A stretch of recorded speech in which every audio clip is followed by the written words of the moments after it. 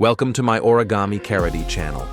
In this detailed origami tutorial, where I'll teach you how to create a captivating origami transforming star, a dynamic paper model that magically shifts between two distinct shapes, a smooth circular ring and a multi-pointed star, simply by rotating the layers.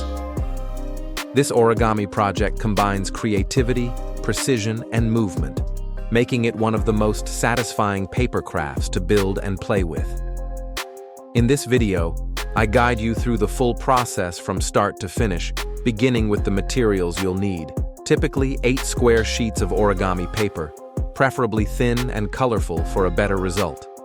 I'll demonstrate how to fold each modular unit step by step, explain the importance of accurate creasing, and show you how to repeat and assemble the units into a flexible, interconnected structure.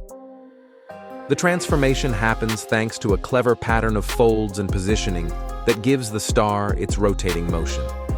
I also include tips for avoiding common mistakes, how to lock the pieces together without glue, and ways to make the movement smoother.